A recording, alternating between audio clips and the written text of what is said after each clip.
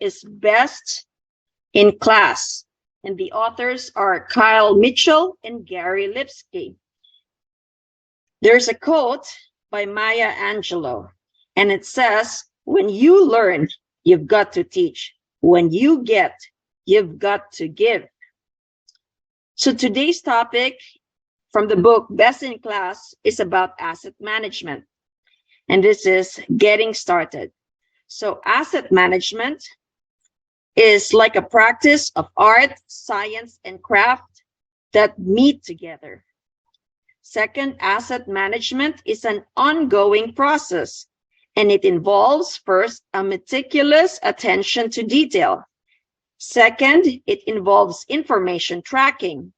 It also involves comprehensive planning, a keen eye on ongoing trends, and the ability to see into the future to make a better decision.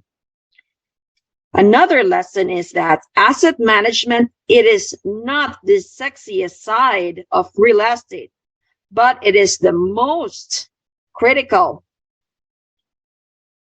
Third lesson, people talk about the size of the deal, how many units, the cost, but nobody talks about the actual management of the asset. Fourth lesson, hard work.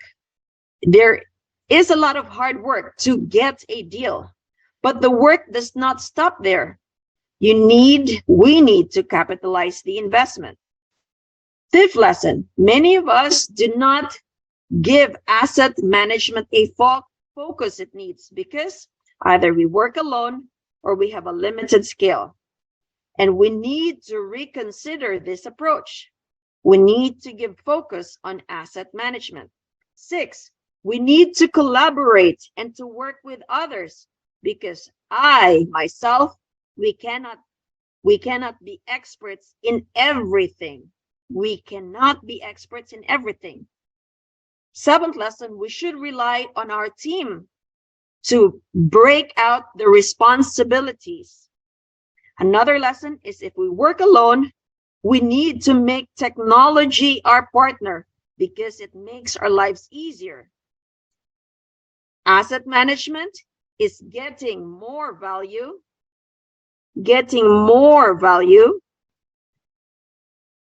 out of our assets. It is the core purpose of buying properties, asset. The core purpose is to make money.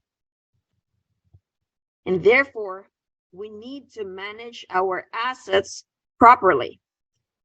We could potentially get by 80 to 90% effort for good properties during good times. And if we put in just a little bit more effort, we could yield huge profits during good times, or also means survival during bad times. It starts with a team, and we cannot do it alone.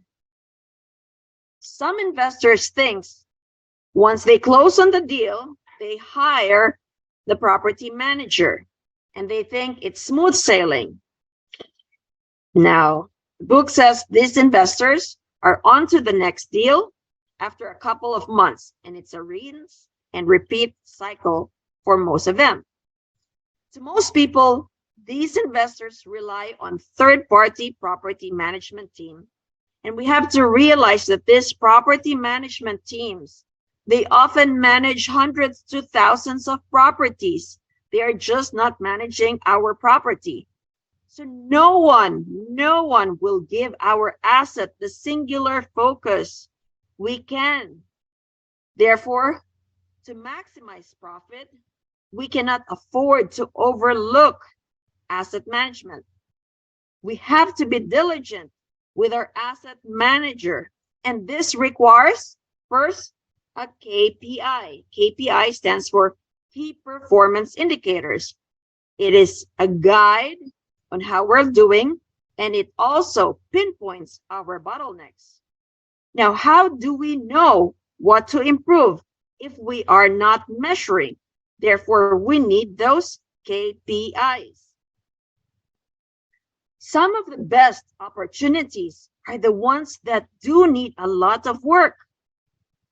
Another important aspect of asset management is efficient use of tools. Asset management is a constant process, and asset management, it's a constant process, and we, the team, must have eyes on a daily or weekly basis, depending on the circumstance. We can partly rely on our team, but we also need to harness the power of time-tested tools. To paint the picture of how well we are doing, so that the time-tested tools are, first, CRM. What does CRM stand for? The Customer Relationship Management Tool. Second is the Investor Portal. Another is a team collaboration. Another is Property Management Tool. Another is Market Analysis, Business Intelligence Tool. Business intelligence tools that create our KPI, or key performance indicators. Now, we need skill sets to be a successful asset manager. Therefore, these are attention to detail, being proactive, and following the trends. We need to make, as asset manager, a comprehensive work plan to outline the key functions. We need to prepare lists to manage multiple things we need to accomplish with deadlines. We need also to plan in advance the short-term and the long-term projects. We need to ask for clarity when we do not understand. We need to be proactive asset managers. We cannot be reactive asset managers. Reactive means we wait for problems to occur to address the issue. And by this point, it is too late. Reactive means we do not have vision or objectives to follow. Reactive means we allow problems to pile up, and suddenly there's tons of problems to deal with.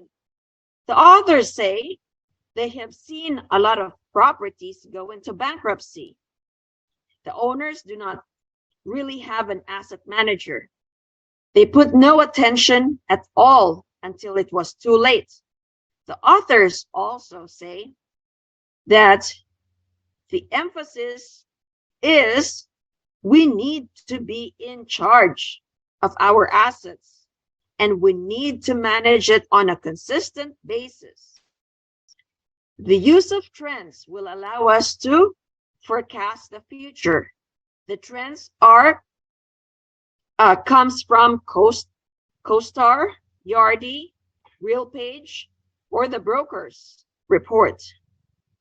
There are also external factors that influences the process, and these are the tenant-landlord laws, the economy, the epidemic or the pandemic, such as the COVID-19.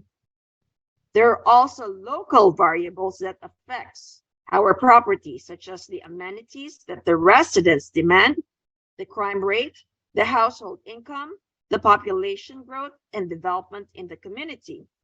It is important that the asset manager takes the lead on all things about the asset. Other sponsors can be on the call and have access to the reports, but all information should flow through the asset manager, so there is clear line of communication.